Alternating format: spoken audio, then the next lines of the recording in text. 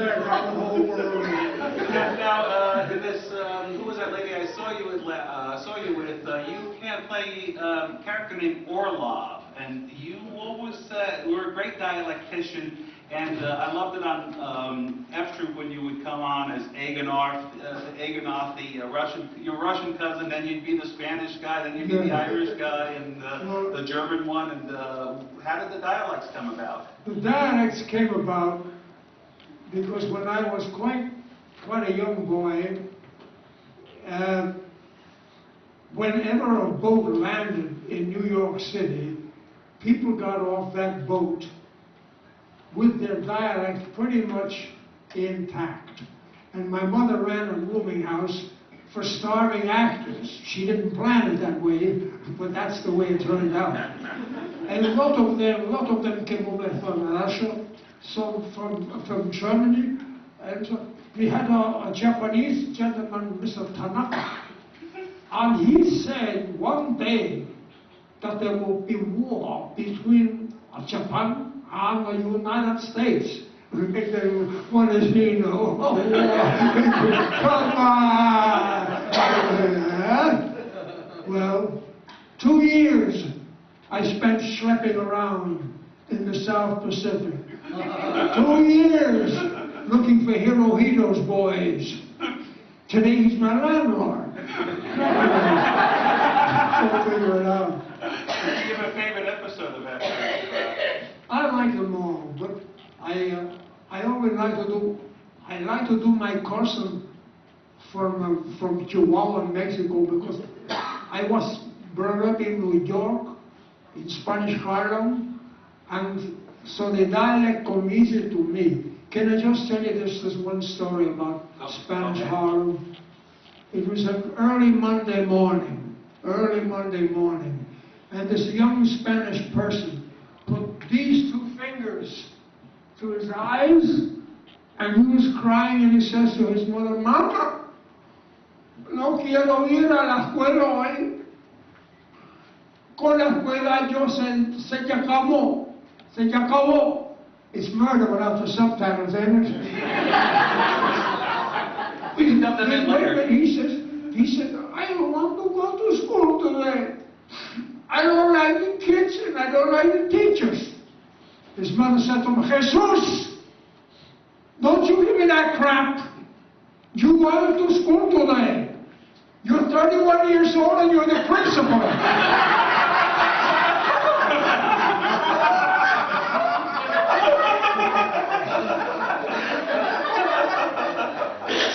I had a head start, you know, because I was thrown in with these people early in the late 30s, and so I picked up on the dialects. I was very lucky that I did. Mm-hmm. Oh no! Now I'll let you know that. Charlie the Drunk, Car 54. That was a recurring role that you've had. I played a guy who could talk himself into drinking.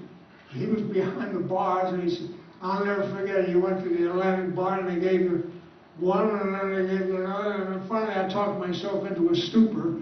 And when they came in and they saw me drunk, they said, who gave it to him? How did he get it? And I said, Chief, you ain't gonna believe this. He talked himself into it.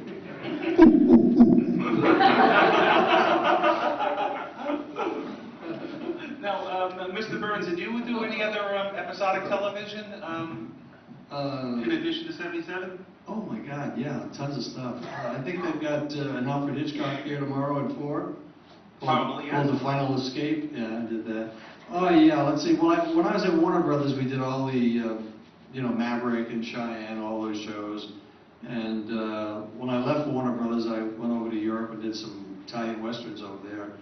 But came back about a year later, and yeah, I did a lot. I did, you know, Quincy and just all of them, probably about 50 of them, all kinds of shows there. And you know, and in 1978, I got Grease. I got lucky with that because that's still on, and I got, you know, sort of the younger crowd knows me from Vince Fontaine, where the people that, you know, probably here today, they remember me from 77 Sunset Strip. And I've been an actually about 20 features, but I don't think we ever worked together, actually. But I've been about 20 films, lots of TV and stuff.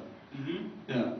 All right, do you have a favorite memory of, did you ever, when you did 77 or any of the other shows, did you ever get to work with somebody that you grew up seeing in the movies, or that you just forward to? Well, let's see, I guess Linda Donnell came and did an episode, and she was used to making movies over at Fox, and she couldn't get her out of the dressing room. You know, she was doing her hair and doing the makeup, and they got pretty, I think it was probably her first television show. She didn't know how quick we worked, but so, and then of course, Sammy Davis Jr. is one of my favorite episodes called The Gang's All Here. He was doing a show in Las Vegas, and he would finish his show about 2 o'clock in the morning, and he'd get into a limousine and they'd drive to Warner Brothers, and he'd sleep in the back of the limo for 4 or 5 hours for the drive, and he'd be up on the set, you know, at 7:30, 8 o'clock in the morning with his cigarette in one hand and his rum and coke in the other, you know, always, you know,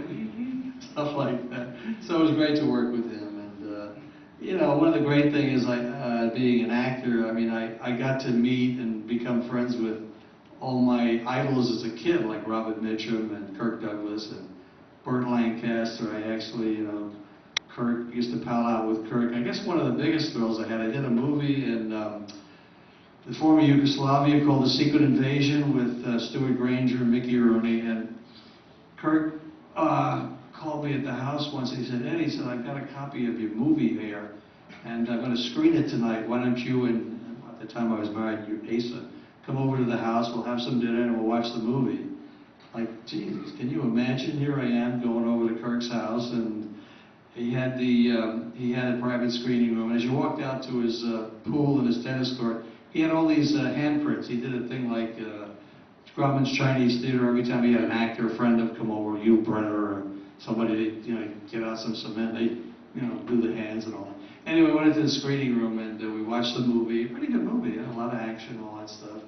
And you know, and when the movie came down, you know, Ed, pretty good performance, already, you know. So that was good. I think, you know, one of the best things about becoming an actor for me is that I got to meet and become friends with a lot of these stars that you know, when I was sitting in the movie theater, I never went to school. I used to cut class all the time growing up in New York. I hated school, you know, like your principal guy. And anyway, my mother used to give me $1 and I'd go to the Paramount Theater or the Capitol. You knew all those theaters there.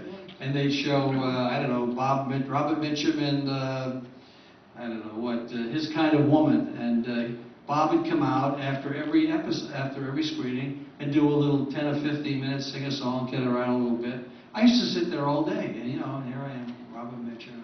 Then I'd go up to the Capitol and see Burt Lancaster in one of his movies doing a show on stage with Nick Cravat. They do a high wire thing, and he'd climb up a pole and levitate off the pole, and you know, I mean, this was like amazing. Then all of a sudden I go to Hollywood, and I sort of become, I guess, pretty well known, a little famous, and I start meeting these guys, and it was like, wow, you know, pretty big thrill, really thrilling, you know, it's unbelievable. And Robert Mitchum's brother, John, was a regular on F Troop. Did he play? Yeah, was John Mitchum? Yeah, but John was quite a storyteller. He could tell a lot of stories. Pretty good guy. Yeah.